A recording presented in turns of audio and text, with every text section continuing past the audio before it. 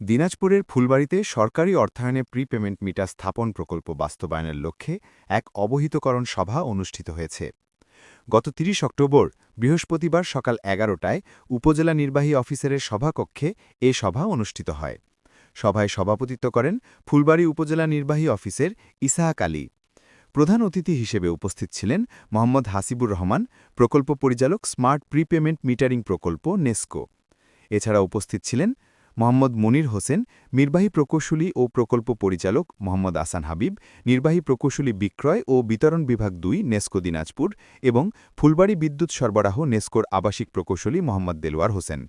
সভায় বক্তারা বলেন, বিদ্যুৎ ব্যবস্থাপনায় স্বচ্ছতা, জবাবদিহিতা ও সেবা নিশ্চিত করতে প্রিপেমেন্ট মিটার স্থাপন অত্যন্ত গুরুত্বপূর্ণ পদক্ষেপ।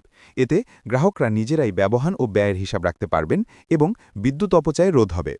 অবহিতকরণ সভায় আরও উপস্থিত ছিলেন স্থানীয় জনপ্রতিনিধি, রাজনৈতিক ও সামাজিক সংগঠনের নেতৃবৃন্দ, ঠিকাদার ও সাংবাদিকরা। তারা সবাই সরকারের এই উদ্যোগকে স্বাগত জানিয়ে বলেন, ফুলবাড়ীকে স্মার্ট বিদ্যুৎ ব্যবস্থার আওতায় আনতে এই প্রকল্প একটি যুগান্তকারী পদক্ষেপ।